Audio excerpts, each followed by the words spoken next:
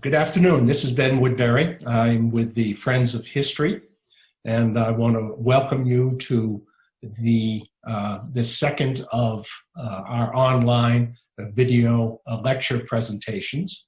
Our goal is to now continue the first Wednesday lectures online until such time as the History Museum opens, and we welcome you and all your friends to join in. So I would encourage you. We'll be sending out email announcements on this about the middle of each month, and so just keep an eye on it. Obviously, if you're on here, you've seen those emails or found them on Facebook, which is great. So today we're fortunate to have with us New Mexico's new state historian, Rob Martinez, and he has looking forward to presenting on his Mulattos of Cochiti, caste and race in Spanish colonial New Mexico. We're quite excited to hear this.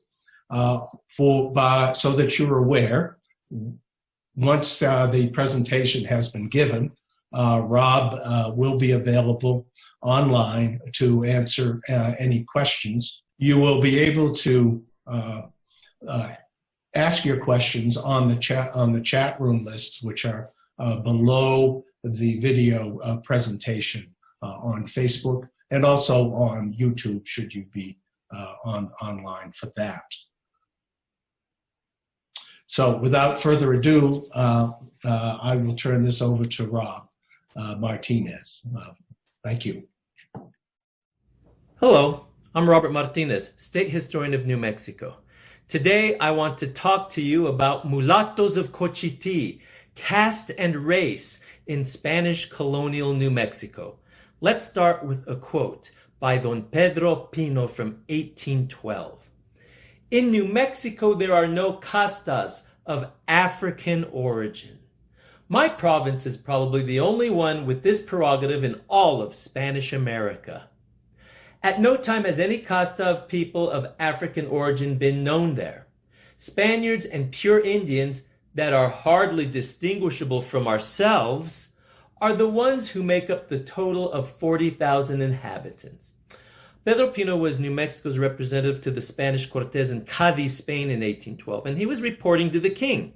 And what he said was true to him and from what he knew about New Mexico at that time, but he didn't know that there had been people of African origin and other races in New Mexico previous in the last 200 years from his time. So he can be forgiven, but what's fascinating is he also says that the Spaniards and pure Indians are almost the same. We need to think about this because he's talking about casta, caste, and that has to do with mixing of races. Let's look at the periodization of New Mexico history connected to Mexico. In 1519, Hernan Cortes conquered Tenochtitlan, Mexico City. By 1535, the viceroy was put in place, Antonio de Mendoza, virrey, that's the official Spanish government. And then 1598 to 1821, this is New Mexico's Spanish colonial period. 1821 to 1848 were Mexican, and then 1850 to 1912 were a territory of the United States, and finally statehood in 1912 when we were considered worthy of that honor and gift. Now look at this map of the Camino Real. This shows how people, ideas, food, things, products were transported throughout the Spanish Empire. Royal roads, Caminos Reales. This one goes from Mexico City in the south all the way through Querétaro, Guanajuato, Zacatecas, up through Durango into Chihuahua, Paso del Norte, and up to Santa Fe here in New Mexico. This is how we become a place of mixed race population. Let's look at the 1500s in Nueva España, New Spain. Initially, the Spaniards had a nice basic idea. There would be a República Española, a Spanish republic, and a República India, an Indian republic. And that worked at first, except Spanish and human condition being what it is, people started to intermix. There were few Spanish people in New Spain, Nueva España, compared to Native Americans. And initially, the offspring of Spanish and Indian was considered Español, just Spanish. But this changes as the population of mixed blood people starts to overcome that of both the Spanish and Indian populations. So that middle group of mixed blood mestizo people starts to expand. And the Spanish feel a need to control that, or at least try to control it. The 1600s in Nueva España. Things change as Africans are brought to New Spain as slaves and freemen. At first, there were striking contrasts between Indians and blacks, Spanish and Indians, and blacks and Spanish. In other words, at first the populations were fairly separate, but things start to get complicated when interracial mixing took place. What do you do about all those people who did not fit nicely into just black, Native American, and Spanish categories? The 1700s in New Spain. A Spanish colonial society became racially and ethnically complex. Remember, this is the Age of Enlightenment. There's the scientific revolution, and it became popular to categorize things. Animals, plants, and then, of course, humans. Why not? This leads to an obsession with race, and not just among the Spanish. The British have it, the French, but in Mexico, Nueva España, there's this obsession with race and the different mixing that's going on. So let's talk about caste. What is caste? Casta is the word in Spanish. The people of India have a caste system. It's a way of organizing society up and down. In India, it's the higher classes or the priestly class, and at the lower end, the untouchables. A very rigid system. But the one in New Spain in the 1700s, it's very strict in places like Mexico City or Puebla or Guadalajara, Zacatecas. But when you get to outlying areas like New Mexico, we'll see it becomes very fluid.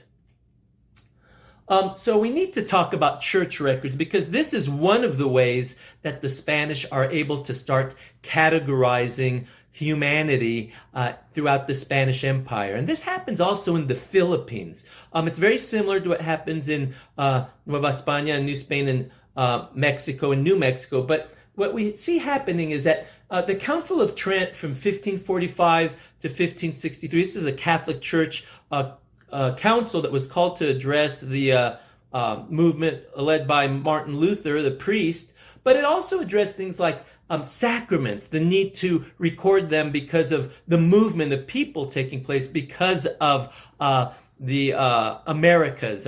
Spaniards are starting to move and live in other parts of the world, so they need proof that they've been baptized, that they've been confirmed, receiving sacraments, and being married. So by 1585, you see records of baptisms, marriage information, marriages, burials in New Spain, and they start to be separated based on race and ethnicity, like Spanish, Indian, and other casta designations.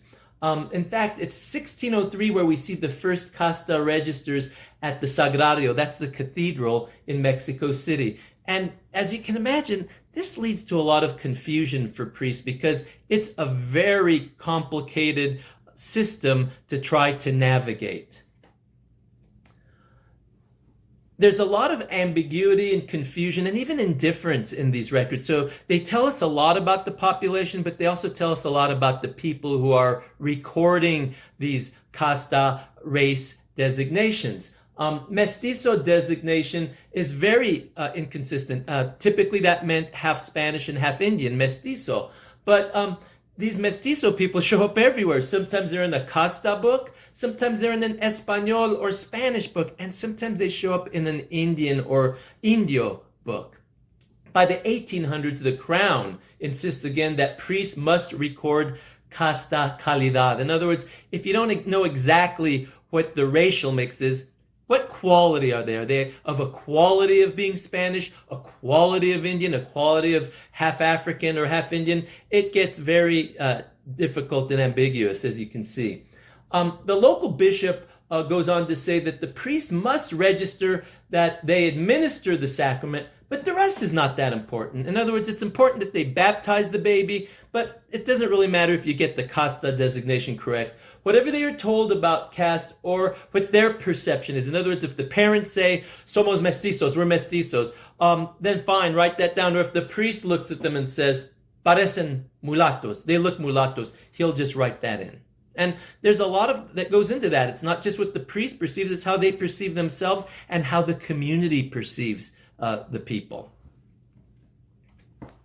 Calidad versus status. Calidad de casta was often secondary to one's station in life. Again, quality.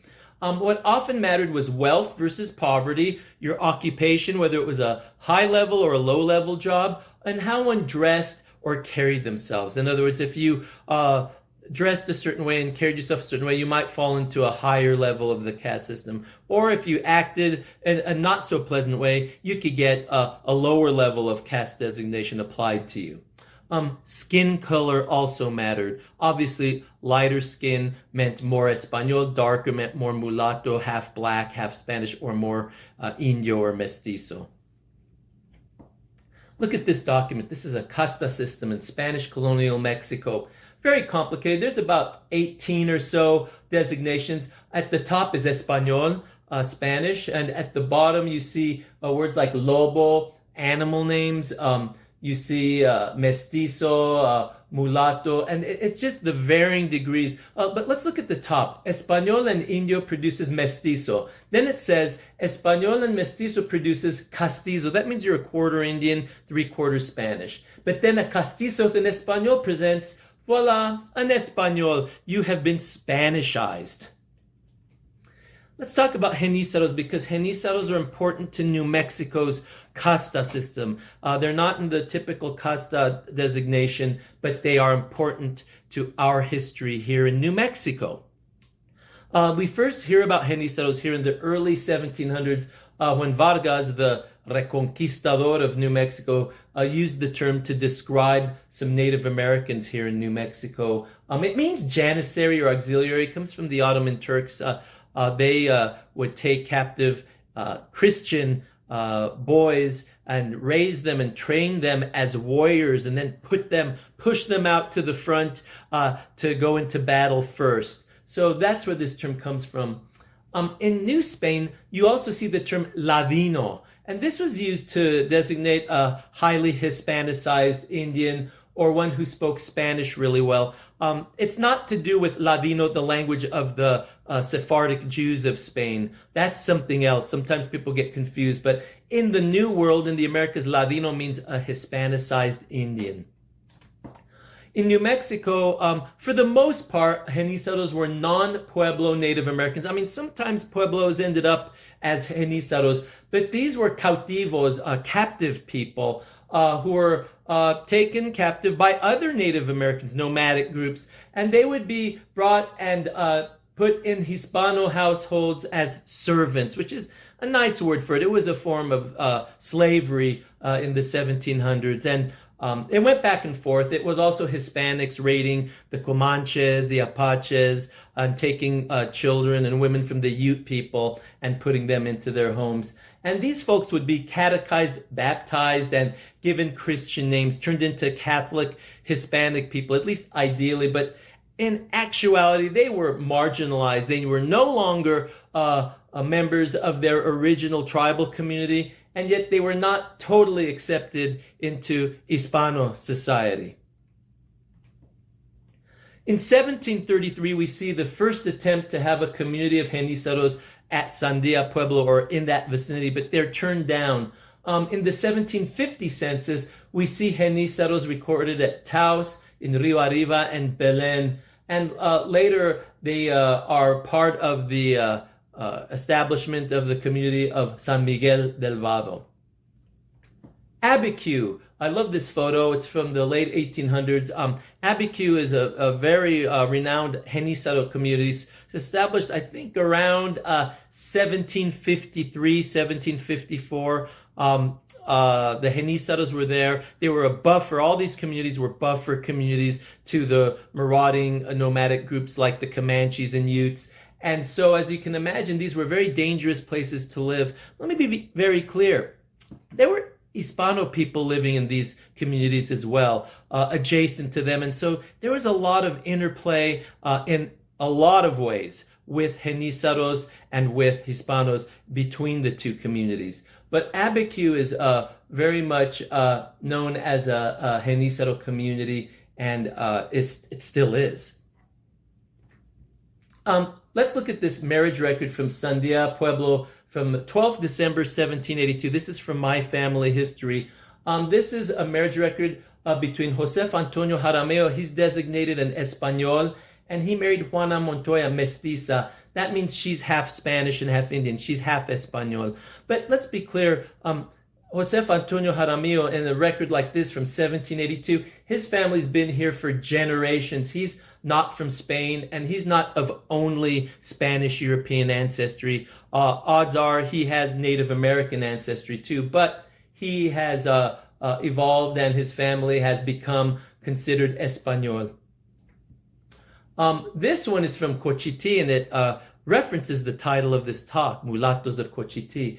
There was a period in the 1770s when the priest there, his name right there, Fray Estanislao Mariano de Marulanda, he started calling everybody there in the documents mulattos, or de calidad mulatto. This is my ancestor Julian Ramon. He's designated mulatto in the margins, and then his parents are Alonso de Salas and Juana Maria Paez. They're vecinos de la Cañada de Cochiti. That's a Hispanic community that was adjacent to the pueblo, and they are described as calidad mulattos. This might mean they looked mulatto. It might mean they were mulatto, half Spanish, half African.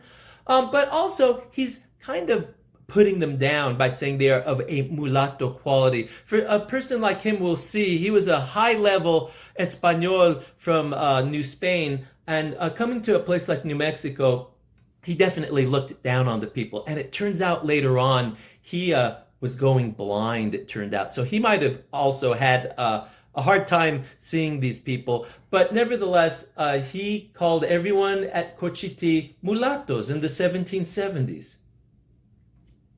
Here's a burial record for Alonso Salas, the father of Ramon, and look at that. It says that Alonso Salas was que murió. He died the day before, día antes. He's called an Español.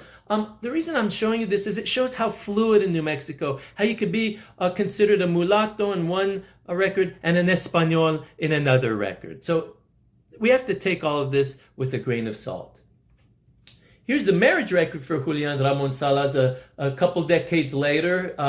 And this record at Cochiti, I have it underlined. There's his name, Julian Ramon Salas. He's single, soltero, and he's listed as an Español. So there you go.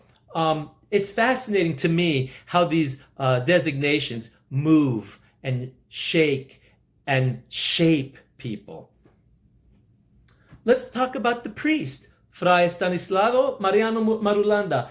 It's important that we know his perspective. He was Estanislao Mariano de Marulanda y Ramirez. He was born in Ozumba, Mexico around 1734. His parents were José Antonio Marulanda and Estefania Ramirez. His first cousin was a renowned priest, scientist, historian, and writer, José Antonio de Alzate y Ramirez. So we see these are high-level Hispanics, Spaniards. They're Españoles, but they're even more than the Español class in the Caste system. They're criollos. They are Spanish born of Spanish parents, Spanish born in the Americas of Spanish parents. And there's an image we have of José Antonio de Alzate y Ramirez. I put that there because I'd like to think that's what our priest looked like. He probably looked something like this. But these are high-level people coming to a place that probably to them is the sticks. It's the edge of empire. It's the frontier. Sor Juana Inés de la Cruz. Why do I have her here? Well, look at her name. Juana Inés de Asbaje y Ramírez de Santillana. She was a high-level person, very famous poet from Mexico, but she has that Ramirez name, and we think that our priest was related to her. But it's important because you could see that she was of the upper classes, highly educated, and she was also born out of wedlock. This is an aspect of casta, this illegitimacy, being born where you don't know who your father is. She was of that situation, and yet it didn't impact her career or her status in Spanish colonial society, because we see in all these records hijos naturales, children naturally born, or hijos de la iglesia, children of the church. I love that designation. They're never called illegitimate, or rarely are they. So why does this matter? Why does pedigree matter? What, not just racial background, but your status as a legitimate child as opposed to a natural child? Well, again, those criollos, they're Spanish born in the Americas. People like the priest at Cochiti and a lot of priests and governors who came to New Mexico in the Spanish period, they held economic power. They held church power with peninsulares. Those are the Spaniards born in Spain from the Spanish peninsula. But they held little or no political power, and they held little or no military power. This will drive Mexican independence a century later, because these criollos, they want their own power and they want their own country. But when they had a chance, they would lord what power they did have over mestizos, mulattos, castizos, we'll see, people of mixed blood in the areas where they had authority. What is calidad? This means quality or status. It has to do with your skin color, your occupation, how much money you have, the so-called purity of your blood, the limpieza de sangre, the cleanliness of your blood. The Spaniards didn't want you to have any Jewish blood or Moorish blood. They were actually quite forgiving of Native American blood, not so much of African. So you could see it was a very dodgy situation. Also, your integrity and your place of origin could either lift you up or knock you down in the Spanish colonial hierarchy of society. Legitimacy. People of mixed blood often were just considered illegitimate. Calidad was determined not only by skin color, but again, social and moral attributes. Casta paintings. Let's talk about these images. They're quite amazing.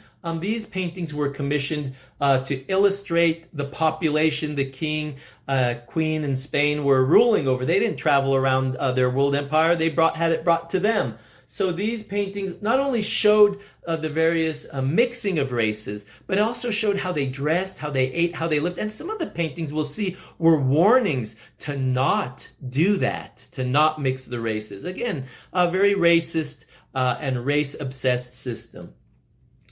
I mentioned this before, whitening or washing. This is how it happens. An Espanol and an Indian have a mestizo, and if their child then has a child with an Española, they have a child then with a castiza, their child is Espanol. This is how you become part of the Espanol part of the casta system. Look at this image. De negro y de India sale lobo. From a black and an Indian, a lobo. Lobo's an animal, a wolf. That's not a very nice name, and it's a very violent combination according to this painting. But it shows you how you're supposed to dress too. If you stepped outside of that in Mexico City or Guadalajara, you could get in trouble with the church, with the Inquisition, or with civil authorities. De Español y Negra, mulatto. A little calmer because there's a Spaniard involved. Mulata, that little kid's having a hard time, mom and dad are fighting. There's an Española mulata that produces a morisca. That means a morisco is part African. In Spain, a morisco is a Moor, but in the New World, it just means part African and part Spanish. There's another morisca. He's obviously telling the wife to be quiet, very domineering, and she's not putting up with him. She's asking, what have you been up to? De Español y de India produce a mestizo. From a Spaniard and an Indian, a mestizo. From a mestizo and an Indian, coyote. You see this term a lot in New Mexico. That means somebody who's mainly Indian, but maybe a little Spanish, a quarter Spanish. So mestizo and Indian produces a coyote. From Español, mestiza, castiza. almost Spanish, but still a quarter Indian. And then Castizo en Española produces an Española, voila, a Spanish person who has mixed race ancestry. Castas, there you go. So those images are static, but they do tell us about race blending going on in New Spain and even New Mexico. It gives us certain cultural attributes, shows images of food and furniture and clothing. And it does tell us something, but it doesn't tell us everything. And again, there are warnings about mixing races. Africans and mulattoes in New Mexico. We have a strong African history here. And contrary to what Pedro Pino thought in 1812, the first Spanish representative to the Pueblos in 1539 was Esteban the Moor. In 1598, one of Oñate's colonists was a man named Alvaro Garcia Holgado. He was a mulatto. In 1598, Cristobal López de Ávila is from Oviedo, Spain. This is fascinating. He was listed as mulatto, and he was described as swarthy and black-bearded. That shows that people from Spain could also be of African origin. Also with Oñate came one of our ancestors, a common ancestor to us all, Bartolomé Romero from Corral de Almaguer. I researched his family there in 1999. He was also described as dark and black-bearded. Was he mulatto? Maybe. He was a colonist. I'm not saying he was or wasn't. I'm just saying it's something to think about. Black slaves were part of the 1598 expedition. Some of them escaped and never came up here, but many did end up coming here. Vargas in 1692, 1693, he brought an African drummer to New Mexico named Sebastián de Rodríguez. He established a family in New Mexico, and Sebastián's grandkids settled Las Trampas, which was also a buffer community made up of Genizaros and mixed blood people. I have roots there on my dad's side. So Fray Esteban de Perea was a priest in New Mexico in 1631. We're going to see what some of these Spanish people had to say about us New Mexicans, okay? Inhabitants of New Mexico are made up of so many mestizos, mulattos, and others who are worse, so dangerous and of little moral strength. It looked like Fray Esteban de Perea was embarrassed about us New Mexicans, the Hispanics and the Indians. He also said that he felt the local Pueblo people had a bad influence on the Spanish colonists. Fray Alonso de Posada in 1661, he said, New Mexico has no more than 100 citizens or vecinos. These would be non-Pueblo people. And he said they're mulattos, mestizos, and all have Spanish blood, though it is slight. Fray Francisco Atanasio Dominguez in 1776. He said of the people of Santa Cruz, suffice to say that most of them pass for Spaniards. We need to pay attention to that phrase. I used to think it meant, oh yeah, we're pretty much Spanish. Well, he does mean that, but he also means something else. About the people of Las Trampas, for the most part, they are a ragged lot. They are as festive as they are poor and very merry. They are low class, and there are very few of good or even moderately good blood. Well, I guess he wasn't the party guy, but those are my people, and I love them, and I'm proud of them. Fray Ambrosio Guerra in 1801, he said about the people of Albuquerque, all are vecinos, most are genizaros, which is a mixture of various nations, and the rest are mulattos, coyotes, and a few Spanish, although most consider themselves Spanish without it being so. They speak no other language other than poorly understood Castilian. Well, you know, we hadn't been close to Madrid or Mexico City, centers of learning, for a couple of centuries, so give us a break. Our Spanish was a mix of archaic phrases, Old Spanish, Pueblo words, Genizaro words, Mexican, Aztec words, so it reflected our history. Passing for Spanish. Listen to this phrase from 1774, this quote. Many pass for Spaniards who in their own hearts know they are mulattoes. Well, there you go. Passing as a Spaniard was a serious threat to the maintenance and alignment of the social order, which required constant management and surveillance.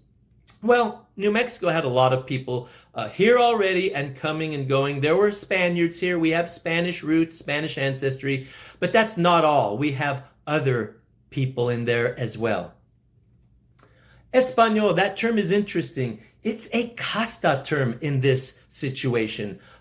In New Mexico, it did not mean you were from Spain or of only Spanish ancestry. It meant that you were culturally Spanish, more or less, visually as well, sometimes, and ethnically Spanish. But it didn't mean that you did not have Indian blood. You probably did, and also mulatto, probably.